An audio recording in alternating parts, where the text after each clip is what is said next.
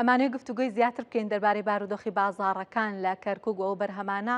کە هاوردە ئەکرێن و ئەچنە بازاڕەکانی کەرکووکەوە بۆ مەبەستەش دکتۆر عومەر مامۆ جێگری سەرروکی ژووری بازرگانی کەرکووک لەگەڵمانە. سڵاو لێبێ دکتۆر، زۆر بەخێر هاتن. هۆکار چییە کا بەرهەمە چینیەکان ئا و پشکە زۆرەیان گرتووە لە بازاڕی کەرکووکە بە جۆرێکە فرۆشیاران و کڕیارانی شەستیان پێ کردووە؟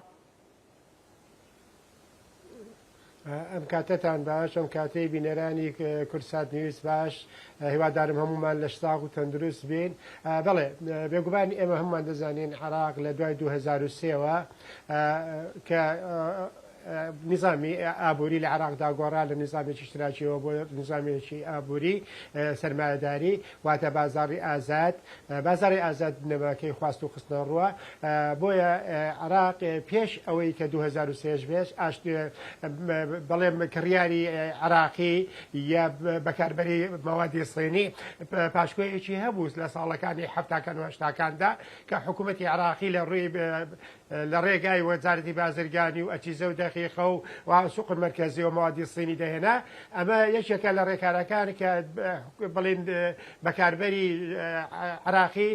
ئاشنایەتێکی باشی لەگەڵ کارەستی عێراقی بووە. یەکێک لە سیفەتەکانی تری بڵێن بازاڕی مەوادی سڵێنی بۆ عێراق یەکێک لە وڵاتانەی کە فلەکسەبڵێکی هەیە لە ئینتاجی ناوخۆ بۆ هەناردەکردن، واتە ئەو ئینتاجانە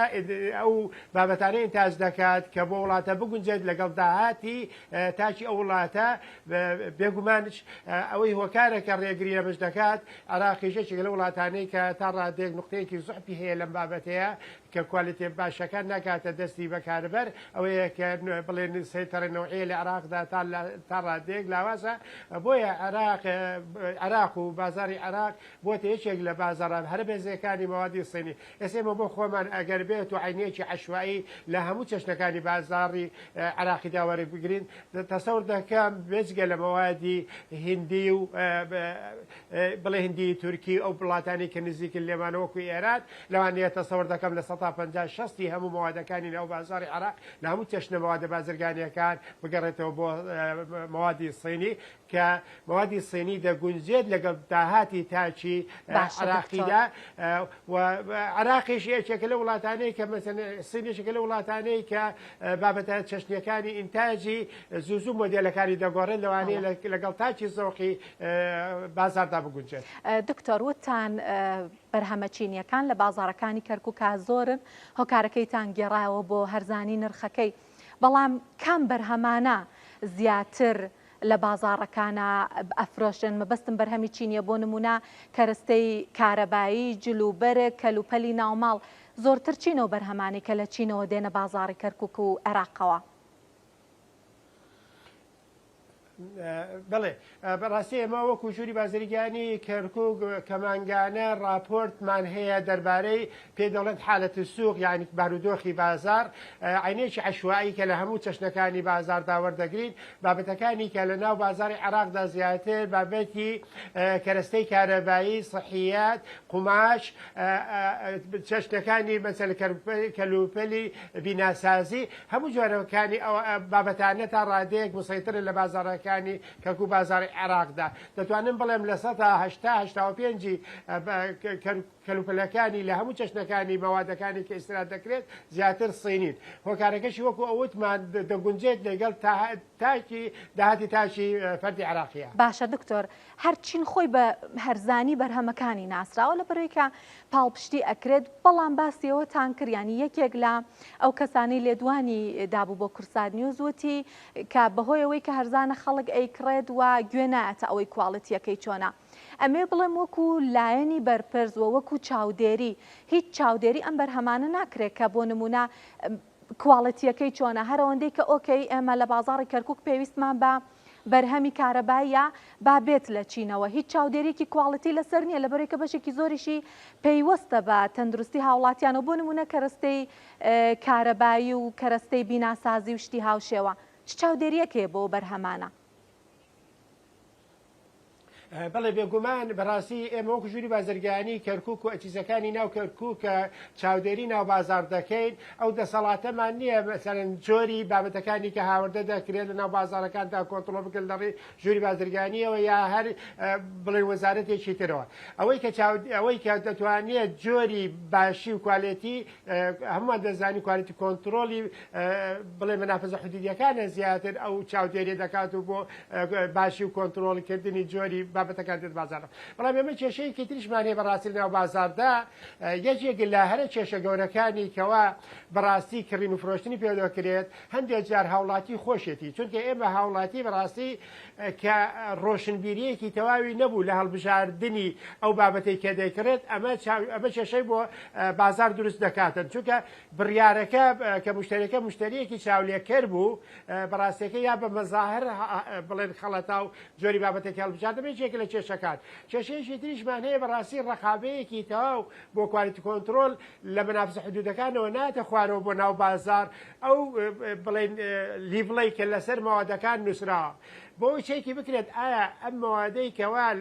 بڵێن لیڤڵەکەی لەسەر مادە هاوردەکان نووسراوە مطابقە لەسەر کوالیتی کۆنتڕۆلی ئەو ماوادەی کە لە ناو کارتۆنەکەدایاندا ئەمەش بابەشێکی ترە. بەڵام بەڕاستیەکەی ئەوەی کەوا زیاتر کێشەی بۆ جۆریەکەی هەڵبژاردووە داهاتی تاکەکە بەڕاستی زیاتر قەرار لەسەرەوەدا چ جۆرە ماڵێک لە بازاردا ساق بێتەوە چیزێکی ئەرزان بێتەوە. خۆ ئێمە ئێستا مەسەلەن بۆ نمونە بە سین و ئەمریکا وەرگرین. ئەمریکا وڵاتێکی زلهێزی پیشەسازی و ئابووری جیهانە کەچی بەرامبەر ئەوەشدا کە 400 میلیارد دلار ساڵانە ئاڵوگۆڕ بەنزل هاوردەی هەیە لە سینەوە ئەگە هەموو ئەزانین ئەو بەرهەمەی کە چین بۆ ئەوروپا بۆ ئەمریکاش هەناردەی ئەکات زۆر جیاوازە لەوەی کە ئەینێرە بۆ ئەم وڵاتانەکە بە گوێرەی وتەکانی خۆشتان بەرهەمی هەرزانیانەوە نە کواڵەتی باش. بەڵام باستیەوەتان کرد کە لە دەسەڵاتی ئێوەیان نییە چاودێری ئەو بەرهەمانە و کواڵەتیەکەیان بکرێت. وەک ئێوە بزانن و ئاگادار بن لەلایەنی ترەوە بۆ نمونە لەسەر سنوورەکان هیچ چاودێریەکەیە لەسەرەوە بەرهەمانە یان هەروە دێتە ناو عێراق و هەرێمی کوردستانەوە. ڕاستەکەی ئەوەی زیاتر کوالیتی کۆنتڕۆل دەکرێت بۆ مەوادە خۆراکیەکانە یا داودەرمانەکانی بۆ داودەرمانەکانی ئەکرێت زیاتر کوالیتی کۆنتڕۆل. بەڵام بەڕاستی ئەوەی کە ئێمە ئاگاداری هیچ کوالیتی کۆنتڕۆل یا مەسەلە سەیطرەنەوەیەک نییە بۆ مەوادەکانی تر. بۆیە تاجر ئازادە زیاتر منافەسەی تاجر کوالیتی بەرز ناکات بەڵکو زیاتر منافەسەی ئەوە دەکات زۆرترین مەواد بێنێ و زیاتری فرۆشیار بکاتن بۆی قازانجی دەست بکرد. طبعا ئەمەش بە زەرەری بڵێن هەناردەکردن دەگەڕێتەوە بۆ وڵاتەکەی خۆمان چونکە ئێمە ئەو موادە ئەگە خراپ بێ زیاتر ئێمە دەتوانین مەسەل ساڵانە زیاتر مەسەل هاوردە دەکرێت ئەمەش بەچوونە دەرەوەی ئەو حملە سەعبەیە کە دێتە عێراقەوە لە ڕێگای نەوتەوە دەستمان دەکەوێت زیاتر بچێتە دەرەوە. بەڵێەوە خۆشببینانە حاڵەت خۆشببینانەترین حاڵەتێتی دکتۆر ئەگەر جێی بە بەرهەمە ناوخۆیەکانیش لەق نەکرد بێ ئەم بەرهەمە چینیانە کە ئاوا بە لێشاو دێتە کەرکووک و بێگومان هەموو عێراق و هەرێمی کوردستانیش جێیان بە بەرهەمی چه وڵاتێک لەق کردووە واتە پشکی کام وڵاتەیان گرتووە لە هەناردە بۆ عێراق و هەرێمی کوردستان؟ بەڵێ ئێمە وڵاتەکانی دەوروپشتمان بە تایبەتی بڵێن ئەو وڵاتانی کە لە دەوروپشتمان و مەسەل کولفەی نەقلی کەمترە مەسەلەن هێند یەکێکە لە وڵاتانی کوالیتیەکەی بەڕاستی لە ئاستی کوالیتی بڵێن دەوڵەتی بەریتاندایە بەڵام لەبەرەوەی نرخەکەی بەرزترە ئێستا مەسەلێکی لەوانە ئەوەیە مەسەلەن تورکیا کوالیتی بەرزە بەڵام ڕێژێکی کەمتر دەتوانین جگە لە خۆراک کەمتر مەوادی پیشەسازی دێتە عێراقەوە بۆیە مەوادی سینی بەڕاستیەکەی ئەوەسێتە سەر ئاستی ڕۆشنبیری مشتریەکە خۆشی کە قەرار بداتن کوالیتی ئەم بابەتە ڕاستە دەیکرێت بەڵام کوالیتیەکەی نزمە بۆیە دەکرێت یعنی بڵێ مشتریەکەمان زیاتر چاولێکەر نەبێت بە قەراری کەسێکی تر شتەکان نەکرێت بەڵکو خۆی هەڵبژاردەی ئاستی ڕۆشنبیرەکەی ئەوەندە بەرزەوە بێت کە بتوانێت بەڵام کێشەکە لەوەیە بەڕێی من چارەسەرکردنی ئەم هاتنی لێشاوە زۆری موادی سینی دەکرێت کوالیتی کۆنتترۆلەکان دابستنە خوارەوە لە هەموو پارێزگایەک مەسەر کوالیتی کۆنتترۆل دروست بکرێت بۆ هەڵسەنگاتنی ئەو ماوەدە ئیسرادیانی کە دێنە ناو بازارەوە بە تایبەتی چێککردنی ئەو مۆوادەی کە لە ناو کارتۆنەکەیە لەگەڵ ئەو لیڤڵەی کە لەسەر کارتۆنەکە نووسراوە بۆ چێکی بکرێت. دکتۆر من پرسیارێکی گرنگم هەیە دکتۆر بام پرسیارێکی تر بکەم. بۆ نمونە وڵاتان ئەمە حاشا هەڵنەگرە کێبڕکیانە لەسەر ئەوەی کە پشکێکی زیاتر لەم بازارە بەکاربەرە بۆ خۆیان ڕابکێشن لە بەرەوەیکەوان بەرهەمی خۆیان ساغەکەنەوە. بەڵام ئایا ئێمە لە عێراق هیچ یاسایەکمان هەیە کە ڕێکی بخات بۆ نمونە سنوورێک دابنێت کە لە چه بەرهەمێک چەند بێت و لەکوێوە بێت یاخود نا هەموو ئەوەی کە لە بازارەکانی هەرێمی کوردستان و عێراق فرۆشرێت ئەکەوێتە سەرەوەی کە چه وڵاتێک براوەی بردننی ئەو پشکا بێت لە بازارەکە. بەداخەوە ئێمە لە دوای 2023 وەکو پێتمەوە ئێمە ڕژێمی ئابووری وڵاتەکەمان گۆڕا لە ڕژێمی ئشتراکیەوە بۆ سەرمایهداری بە ڕژێمی سەرمایهداریش بنەماکەی بازاری ئازادە بەڵام بازاری ئازاد بە معنای ئەوە نایەت مەسەرەن بازرگان ئازاد بێت لەوەی کە دێت بێگومان ئەمە دەکرێت بە یاسا ڕێک بخرێت لە پەرلەمانی عێراقەوە بڵێ تەشریعی قانونی بکرێت کە لیڤڵێ دانرێت بۆ هاوردەکردنی ئەو مەوادانەی کە لەگەڵ ئاستی مەسەن داهاتی عێراقدا بگونجێت بۆ نمونە عێراق ئێستا هەموو بڵێن لە 185 ئەوانەی کە لە ناو بازاردایە لە 185 هاوردەیە و احتیمالی کردوتە سەر مەسەلەن داهاتی نەوت ئەبێ ئەمە گونجاندنێکی بۆ بکرێت چونکە بێگومان داهاتی تاک دەگونجێت لەگەڵ داهاتی میزانی ئەو وڵاتەیە ئەمە دەکرێت بە یاسا لە پەرلەمانی عێراق ڕێک بکرێت و کوالیتی کۆنتترۆلەکان زیاتر بێنە خوارەوە نەک بەزەنە بەنافز حدویەکانە بێت بەڵام دەکرێت لە هەموو پارێزگایەکی کە سەر بە وەزارەتی بازرگانی عێراق بێت و لە ڕێگای دەستگایەکی ڕسمیەوە چاودێری ناو بازار بکرێت لە ڕووی کوالیتی کۆنتترۆلەوە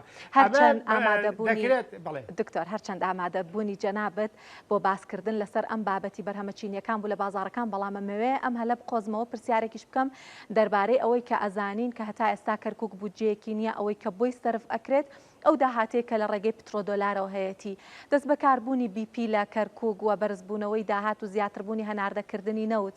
چه کاریگەریەکی هەیە لەسەر کەرکووک و لەسەر ئاوەدانکردنەوەی کەرکووک باسێکی ئەوشمان بۆ بکەن زۆر بە کورتی.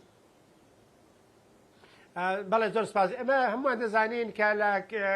عێراق بەتایبەتی لە کەرکووک ئەمە نزیک دەبینەوە لە یادی 100 ساڵەی دۆزینەوەی لە کەرکووک کە لە ساڵی 27دایە گەڕانەوەی شەریکەی BP بەریتانی بۆ عێراق تەمان یەکێک لەو شەریکاتە زلێزانەی جیهانیە کە لە مەجای نەوت دایک دەکرا و کەرکووکیش ناسراوە بەوەی کە یەکەم شاری عێراقە کە نەوتی تا دۆزراوەتەوە و لە ساڵەکانی هەشتا یەکێک بۆ لەو شارانەی کە عێراق حکوومەتی عێراق احتیمادی کولی لەسەر کەرکووک کە ڕۆژانەی تەزدێری نەوت ئەگەشتە ملیۆنە بەرمیل نەوت لە ڕۆژێکدا بۆیە گەڕانەوەی ئەم شەریکەیە بۆ کەرکووک بێگومان بژانەوەیکی گەورە لە بواری نەوتدا دەکرێت ئەمە یەک و هەروە هەلی کارێکی زۆر دۆزرێتەوە بۆ گەنجان و کوڕانی شارەکە بەتایبەتی جەنابی پارێزگاری کەرکووک و بەڵێنی ئەوەی داواکەن و سنگەیەکی تایبەت لە بینای پارێزگا بکاتەوە بۆ دامەزراندنی بە شێوەیەکی عەشوایی نەبێت بەڵکو بە شێوەیەکی ڕێکخراو بێتن بەهۆی ئەوەی کە بتوانین کە بە شێوەی عەشوایی نەبێتن و بەپێی اختصاسات فەرزی بکەین بەسەر شەریکەی بیپیە هەلیکارەکان لە ناوخۆی شاری کەرکووک بێت بۆ زیاتر بژانەوەی جیرفانی گەنجان و کوڕانی شارەکەمان. سپاس دکتۆر عومەر مامۆ جێگری سەرۆکی ژووری بازرگانی کە لە کەرکووکەوە لەگەڵمان ئامادە بوون. سپاس بۆ زانیاریەکانتان.